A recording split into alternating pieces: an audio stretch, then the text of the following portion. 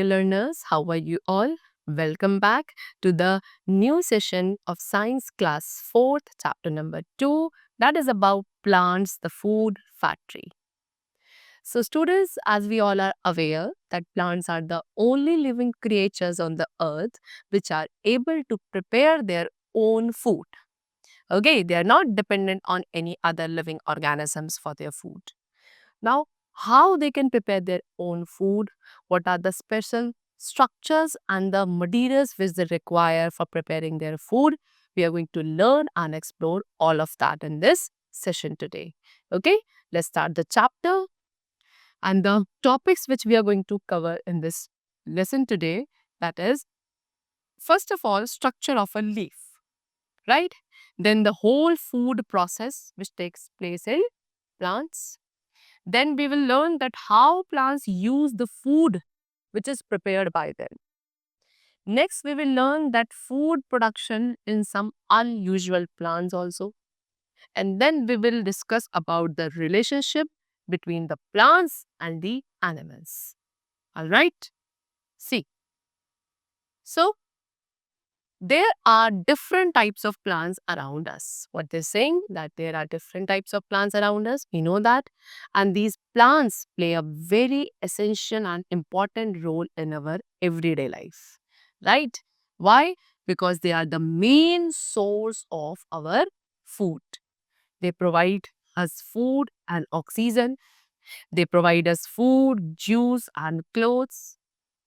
Along with that, we get wood also from the plants only, and we use that wood for making furniture, tools, right? Then plants range from very small green planktons in the sea to huge coniferous trees. What they're saying that we have a wide range or variety of plants of varying size, shape, right? But the common feature which all of the plants have is that they use sunlight, water, and air. For what purpose? For what purpose? To prepare their own food. And this whole food making process of the plant is known as photosynthesis. So this is the common feature which all the plants have, right? Now, the very first topic which we have is structure of a leaf. See students, leaf is a very important part of a plant and as it is the food factory of a plant. Why the leaf is known as important part? Because it is the only part or the site where the food is prepared by the plants. Alright? See, a leaf is an outgrowth from a node on a plant's stem. You can see what they're saying that on the plant's stem, there is a node from which there is an outgrowth takes place, which is known as leaf. These leaves are of different shapes and sizes, and most of the leaves are of green color, right? Then they are flat to maximize their surface area for absorbing energy from sunlight and then exchange gases which are used for photosynthesis. You can see this flat broad part of the leaf is known as leaf blade or lamina, and they are flat. Why? To maximize the exposed surface area for the sunlight to receive and then use that sun energy for preparing their food in the process of photosynthesis. Okay? The lamina is an expanded portion of a leaf and they are flat and green. Now the question arises is that why do these leaf lamina are green in color? Because for that they have a green colored pigment present inside them, which is known as chlorophyll. Okay, you can see the structure of a leaf. This flat part, which is of greenish color, this whole part is known as lamella. It is flat and it is of green color. Then we have a stalk or a stem which connect this leaf to the plant, and that is known as petiole. This part is known as petiole. Then after that, the tip of the leaf opposite to the petiole. This is the petiole part. Then the opposite part and the tip part of the leaf, this part is known as apex of the leaf. Alright. Then there is a mid vein or the midrib which is running along the center of the leaf. See, a mid vein or midrib is running through the middle of the leaf. Okay, and it is usually continuous with this petiole also, right? Then after that, there are many side veins also, which runs along this midrib like this. All these are what? Side veins. Now, what is the function of these veins? These veins provide support to the leaf. How? Because they help to carry the water from the roots to the leaves. Right? The water which is absorbed by the root, it is being carried to the leaves by these veins. And then the food which is prepared by the leaves is transferred to the other parts, all the other parts of the plant through these veins only. Alright? So this is how the structure of a leaf looks like. Then next what we have? They have asked you to take a microscope and look at the section of a leaf. What you will see? You cannot see these tiny structures through your naked eyes. You have to use a microscope for that purpose because they are very, very tiny openings, right? You can see a number of layers of cell inside a leaf which are known as what? Stomata. Oh, sorry, which are known as chlorophyll. Chlorophyll, a green pigment, is present in these cells. What they're saying is that when you will observe the section of a leaf with the help of a microscope, what you will observe is that there are a number of layer of cells inside a leaf. And inside these layer of cells, there is a green colored pigment known as chlorophyll. Now, what is the function of this chlorophyll? Number one, the function of chlorophyll is to provide green color to the leaves. Okay, the leaf looks green due to the presence of chlorophyll. And then the second function of the chlorophyll is to absorb the sun energy for the process of photosynthesis to take place. See, chlorophyll allows plants to absorb energy from the sunlight. Next, what you will observe is that the lowest layer of cell has many small openings called stomata. When you will observe the lowest layer of that layer of cells, you will see that there are very tiny openings on that layer which are called stomata. And these stomata are protected by the guard cells.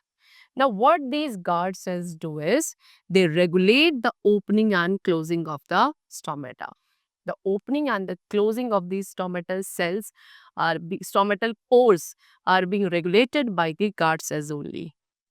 And hence, we can say that these guard cells, along with stomata, helps in the exchange of gases and the water vapor between the leaf and the surrounding atmosphere. Okay. Now, next topic which we have is food process in plant. That how does the food process takes place in plants? So, as we all know, that plants require many things to prepare their own food. They are the only living organism which can prepare their food. Now, what are the materials which they require? Number one is the water and nutrients. And the root part of the plant helps to absorb the water and nutrients from the soil. After that, the stem part, which is above the soil, this stem receives the water and nutrients from the roots and then transport this to the leaves where the food making process will take place. After that, the leaves use the energy of the sun. And how does the leaf absorb this sun energy? With the help of chlorophyll, right? So leaf use the energy of the sun and then these leaves change water and carbon dioxide into a type of sugar. After that, this sugar is only taken to all parts of the plant by the stem and by the veins. Okay. Next, plants make food in their leaves. Where do plants make food? They make food in their leaves, and the chlorophyll which is present in the leaves. What does it do? It changes the water, carbon dioxide, and the minerals into food or sugar. But there should be the presence of sunlight also for converting these raw materials into the food. And this process, whole food making process, is known as photosynthesis only. Right? See, this photosynthesis word is made with two words. Number one, photo, which means light, and the other word is synthesis, which means putting together. Means what? That the plant's leaves put all the raw materials together in the presence of light, and then they prepare their food, and therefore this whole process is known as photosynthesis. Done? Now, how do plants use the food by them? What they're saying, that the plants have prepared their food, but for what purpose they use this food? So, number one, what they have told you, as we have discussed, that they prepare their food by the process of photosynthesis. And as they are living organism, they use their prepared food for their survival and for their growth also. Right? First of all, they use their food to repair worn out cells. Okay, the cells which have been worn out, and also to produce new cells. The plants use this prepared food. After that, plants release oxygen and absorb carbon dioxide during photosynthesis. As we have discussed previously also, that plants absorb carbon dioxide gas from the air for their photosynthesis process, and in return they release oxygen gas into the atmosphere.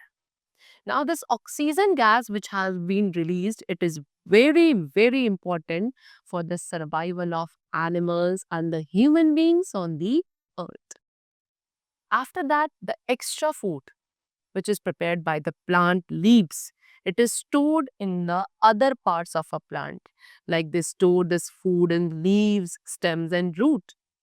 And then this stored food is known as starch. And we as a human being or the different animals use these parts of the plants where the extra food have been stored in the form of starch. We use all these parts as our own food. Okay. Now next we have food production in some unusual plants. Now we are going to discuss about some unusual plants, that how the food production process takes place among them. First of all, we have saprophytic plants. What are these plants? The plants that live on the dead or decaying organic matter. They are known as saprophytic plants. Okay, they have given an example that you have been seen the white brown mushrooms. Okay, you must have seen these white brown mushrooms which are packed in very small poly packs, and they grow in the dark shady places. So you must have observed them that they are non-green plants. Means what? They do not have chlorophyll. And because they do not have chlorophyll, they cannot prepare their own food, being a plant also. Okay? So in that case, what they have given you, that in the same way you must have seen blue-green growths on a leftover piece of bread. What they're saying, that you must have seen the blue green patchy substance which grow on the leftover or the stale piece of bread, right? So these are known as bread molds, and hence these mushrooms and bread molds, all these both of these belong to the group of plants which are called fungi, right? They are also called heterotrophs because they cannot prepare their own food and they are dependent on other organisms for their food. Right? So these fungi grow and get food from the rotting materials. From where do they get food? They get food from the rotting materials. You can see this is the mold, bread mold, this is mushroom, and this is fungi. Right? Then students, there are some plants, for example, croton. This is the croton plant. You can see they have colorful leaves, but still they have that green colored pigment known as chlorophyll, between these red color leaves also. Okay. And therefore means what? Because they have chlorophyll, that means in the presence of sunlight, these plants are able to prepare their own food. They can prepare their own food being of different colors also, because they do have chlorophyll between these red color leaves also. Okay. Next we have parasitic plant. What is parasitic plant? The plant which derives its food from the another living plants. These are known as parasitic plants. Example, dodder plant, which is also known as amarbe. These are parasitic plant only because they cannot prepare their own food. Okay. Means what? They take support from the other green plants. Right? How? See, they develop some special roots. These plants develop some special roots, and these roots penetrate into the host plant for their food. And then the food is generally stored in the stem or the roots of the daughter plant after being absorbed from the host plant.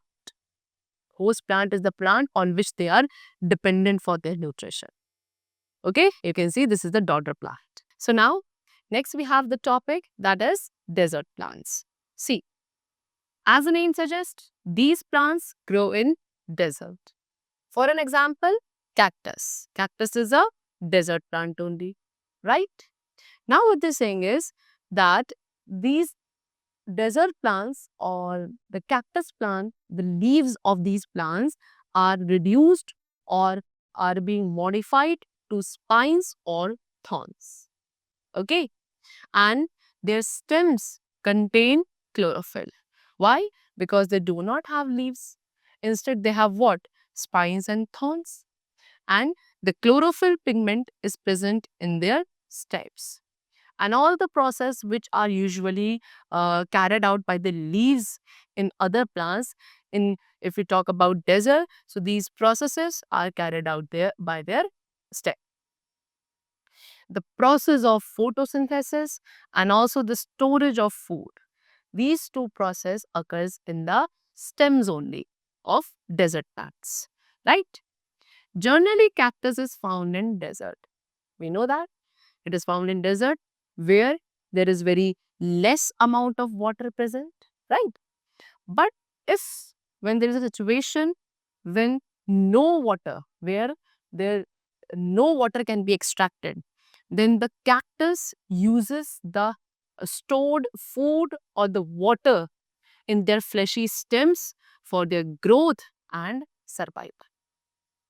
Okay. Now next we have what? We have insectivorous plants. See, insectivorous plants cannot make their food. What they're saying that insectivorous plants cannot make their food. We have discussed about them in our previous lesson also. Why do they cannot prepare their food? Because they grow in the type of soil which is very poor in minerals. And hence, they do not get enough minerals from the soil. And for fulfilling their requirement of minerals, they have to trap and digest the insects. Okay. And therefore, such type of plants are called insectivorous plant. For example, pitcher plant. You can see this is a pitcher plant, an example of insectivorous plant. Now, what special feature they have is that their leaves are modified and to a pitcher shaped.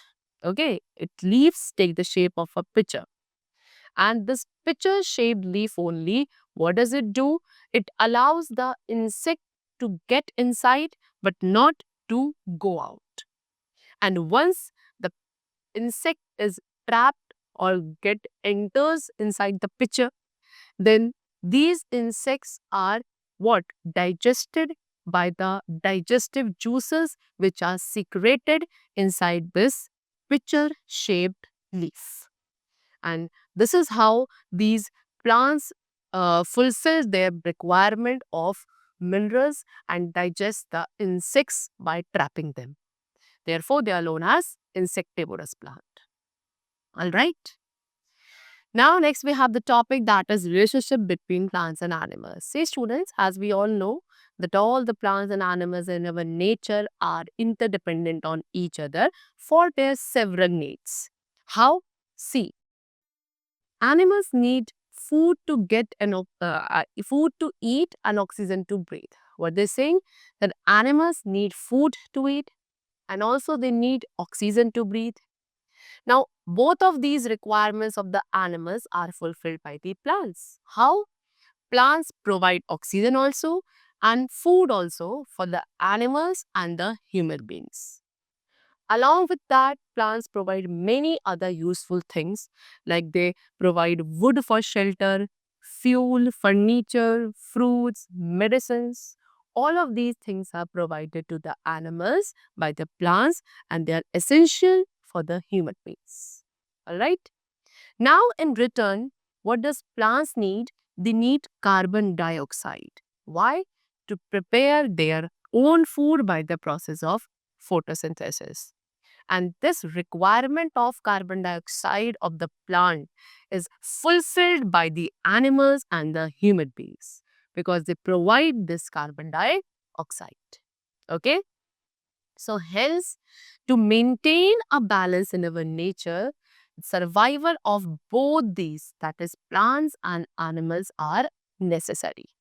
Okay, we should participate in all the essential activities to preserve and protect both plants and animals to maintain ecological balance. What they're saying that we should participate, we should encourage all of those essential activities or the programs by which we can preserve, we can protect animals and plants, both of the species, so that we can maintain an ecological balance around us. Okay, so that's all for the chapter. This was whole about what the food making process of the plant, the different feeding habits of some unusual plants, and the very important is the relationship or the interdependency of plants and animals in our nature. I hope the chapter was very clear to you, and now you must have understood the importance of these plants, right? So let's meet in the next session. Till then, keep going well, learn well, and thanks to everyone.